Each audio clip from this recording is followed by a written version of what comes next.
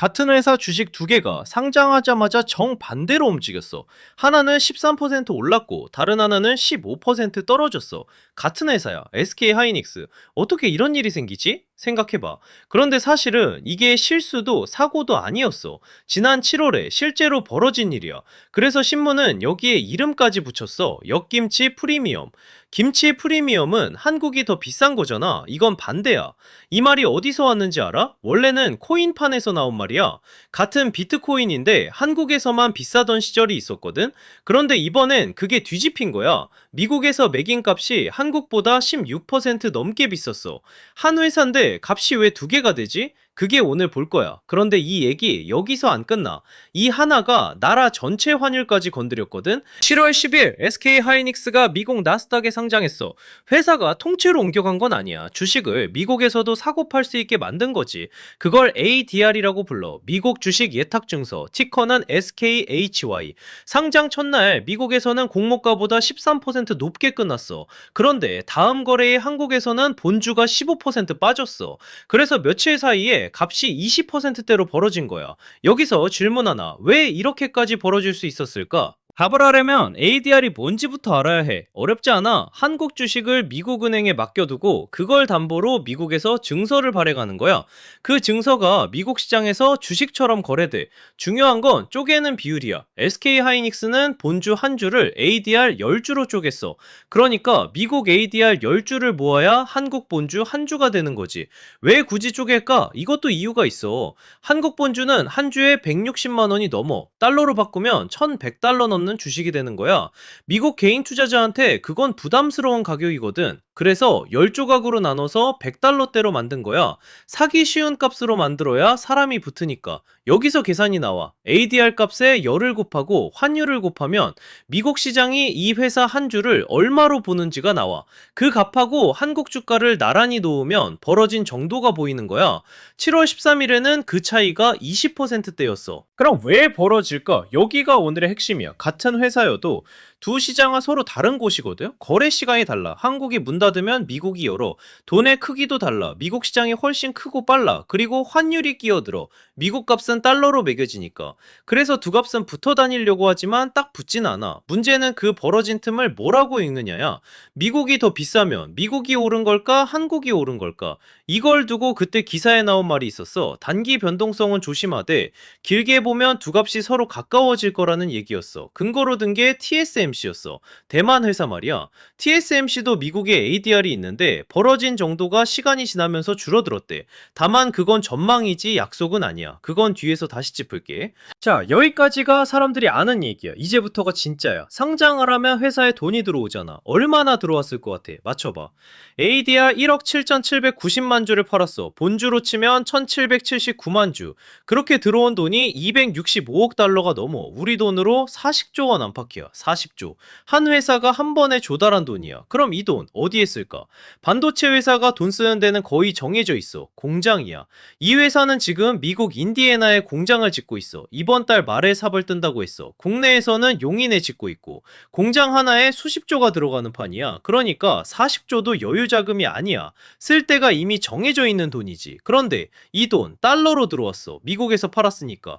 회사는 한국에서 공장을 짓고 월급을 줘. 원화가 필요해. 그럼 이 달러를 어떻게 해야 할까? 원화로 바꿔야지. 서울 외환시장에서.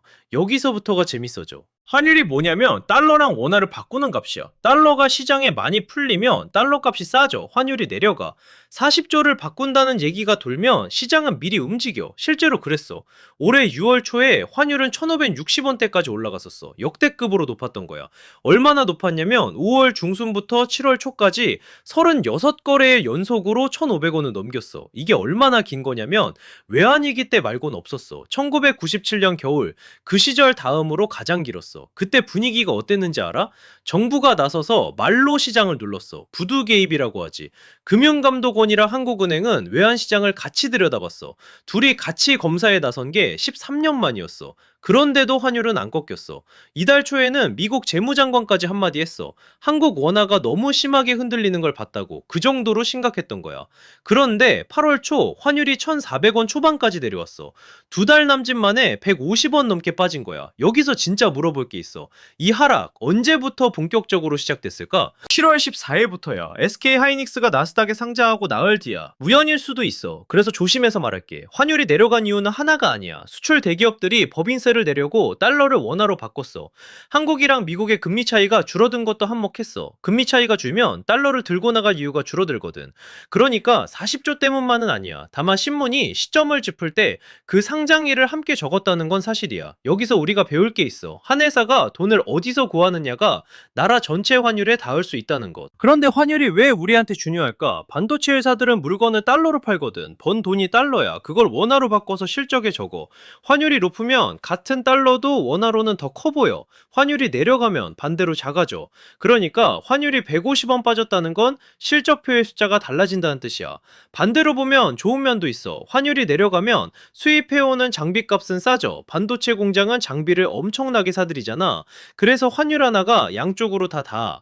정리하면 이렇게 돌아. 상장으로 달러가 들어오고 그 달러가 환율을 누르고 환율이 다시 실적표로 돌아와. 한 바퀴 도는 거야. 그럼 이제 실전 얘기를 해보자. 한국 증시가 쉬는 날에도 미국에서는 ADR이 거래돼. 그러면 이런 생각이 들어. 미국 값을 보면 내일 한국 주가를 알 수 있는 거 아니야? 여기가 함정이야. 미국 값에 열을 곱하고 환율을 곱해서 한국 주가랑 그냥 비교하면 안 돼. 아까 말한 세 가지가 다르니까. 거래 시간이 다르고 환율이 그 사이에도 움직이고 미국 시장에는 미국만의 돈 흐름이 있어. 게다가 벌어진 정도 자체가 계속 변해. 생각해봐. 한국이 쉬는 사흘 동안 환율만 10원 움직여도 그 계산은 이미 달라져 있는 거야. 그럼 이 값을 아예 보지 말라는 걸까? 그건 또 아니야. 쉬는 날에 참고할 수 있는 건 사실상 이것뿐이거든? 문제는 어떻게 읽느냐지 보느냐 마느냐가 아니야. 그래서 미국 값은 참고하는 신호지 답이 아니야. 신호로 보는 것까지가 맞는 거고 답으로 쓰면 틀리는 거야. 그리고 하나 더. 미국 값이 올랐다고 한국이 꼭 따라오르지도 않아. 실제로 상장 직후가 그랬잖아. 한쪽은 올랐고 한쪽은 떨어졌어. 그럼 지금은 어떨까? 가장 최근 거래일이 지난 금요일이었어. 그날 한국 증시에서 SK 하이닉스는 3% 넘게 올랐어. 164만 원대에서 마감했어. 삼성전자도 2% 넘게 올랐고 코스피는 2% 넘게 올라서 7,000선을 코앞에 뒀어. 그 주에만 10% 넘게 오른 거야. 외국인 돈이 반도체로 들어왔거든. 왜 이렇게 분위기가 좋아졌을까? 실적이 실제로 잘 나왔어. 그것도 역대급으로. 그러다 보니 이제는 번 돈을 주주한테 얼마나 돌려줄지가 얘기거리가 됐어. 돈을 잘 벌었으니 그 다음 질문으로 넘어간 거지. 같은 날 미국에서는 ADR이 166달러대에서 마감했어. 미국 전체 시장은 오히려 조금 내렸는데도 그랬어. 그리고 오늘은 한국 증시가 쉬어. 대체 공휴일이거든. 그러니까 다음 개장은 내일이야. 그런데 여기서 궁금한 거 하나 더. 그럼 삼성전자도 미국에 상장하면 되는 거 아니야? 그 얘기가 실제로 돌았어. 그런데 회사가 공식적으로 아니라고 했어.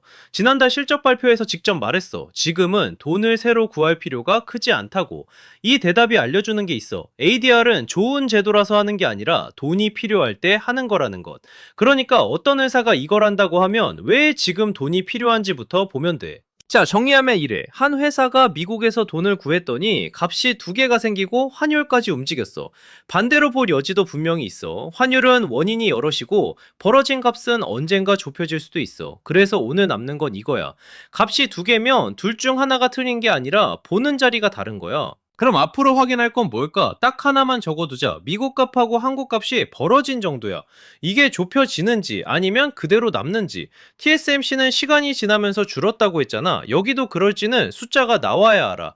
전망은 자꾸 바뀌지만 벌어진 값은 매일 그냥 확인되거든. 이 영상은 특정 종목을 사거나 팔라는 얘기가 아니야. 판단은 본인 몫이야. 다음엔 어떤 구조가 궁금한지 댓글에 남겨줘. 오늘 레이더에 잡힌 건 여기까지. 여긴 마켓레이더. 반도체랑 AI가 어디로 흘러가는지 한 발 먼저 잡아내는 곳이야. 다음 신호도 같이 보려면 구독이랑 좋아요.